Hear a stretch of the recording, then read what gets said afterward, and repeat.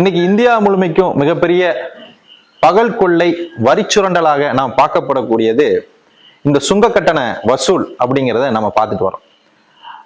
அந்த கோணத்துல இந்தியாவில் யாரும் ஆண்மையோடு துணிவோடு எதிர்க்க பயந்த ஒரு விஷயத்தை நம்முடைய தலைவர் முத்தமிழன் தி வேல்முருகன் அவர்கள் உளுந்தூர்பேட்டை சுங்கச்சாவடியை அடித்து நொறுக்கினார். அதன் பின்பு தமிழ்நாட்டின் பல பகுதிகளில் சுங்க கட்டணத்தில் குண்டர்களினுடைய ஆதிக்கம் குறைந்து வந்தது.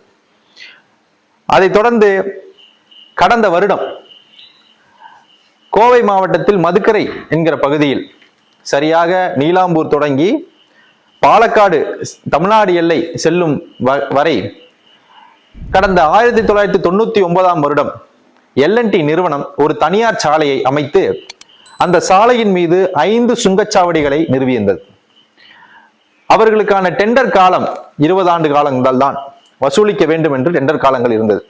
அதை தாண்டி அவர்கள் பராமரிப்பு என்கிற பெயரில் அதிகபட்சமாக கட்டண கொள்ளையை தொடர்ந்து நடத்தி வந்திருந்த வேளையில் பல சமூக ஆர்வலர்களுடைய எதிர்ப்பு குரல் காரணமாக அவர்கள் அந்த L&T சாலையை மாநில அரசின் கைகளிலே ஒப்படைத்துவிட்டு அந்த பராமரிப்பை கைவிட்டுவிட்டு அவர்கள் சென்று விட்டார்கள். அதன் பிறகு தொடர்ச்சியாக நம் மீது வரிச்சுமையை ஏற்றி வருகிற மத்திய அரசு பார்த்துவிட்டு அமைதியாக இருக்குமா? இல்லை. அது தன்னுடைய வேலையை காட்ட துவங்கியது. தேசிய சாலை போக்குவரத்து NHAA என்று சொல்லப்படக்கூடிய அந்த நிறுவனம் முன்னறிவிப்பு ஏதுமின்றி தனியார் நிறுவனத்திடமிருந்து ஒப்படைக்கப்பட்ட அந்த சாலையை தன்னுடைய கட்டுப்பாட்டில் எடுத்து சாலை விரிவாக்கம் செய்கிறேன் என்கிற பெயரில் மதுக்கரை என்ற பகுதியில் சுங்க கட்டணத்தை குண்டர்களை வைத்து வசூல் செய்திருந்தது. அதை எதிர்த்து தமிழக வாழ்வுரிமை கட்சியினர் கடந்த செப்டம்பர் மாதம் 2025ஆம் வருடம் 28ஆம் தேதி அன்று அந்த மதுக்கரை சுங்கச்சாவடியை முற்றுகையிட்டு நாங்கள் விளக்கம் கேட்டோம். அதன் அடிப்படையில் தெலுங்கானாவை சேர்ந்த ஒரு தனியார் நிறுவனம் அந்த சுங்கச்சாவடியை எடுத்து நடத்தி வருவதை நாங்கள் அறிந்தோம்.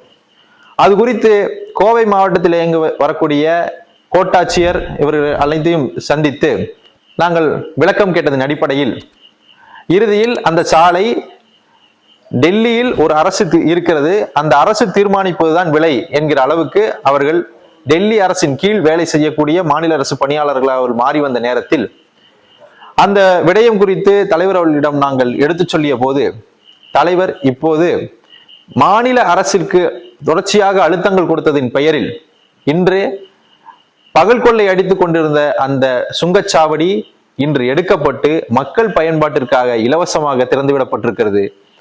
இதற்கு முக்கிய காரணமாக இருந்த அண்ணன் தி வேல்முருகன் அவர்களை கோவை மக்களே இன்று பாராட்டி வருகிறார்கள் என்பதுதான் உண்மை. உண்மை, சமத்துவம், சமூக பொறுப்பு கொண்ட செய்திகளுக்கு உடனே சப்ஸ்கிரைப் செய்யுங்கள்.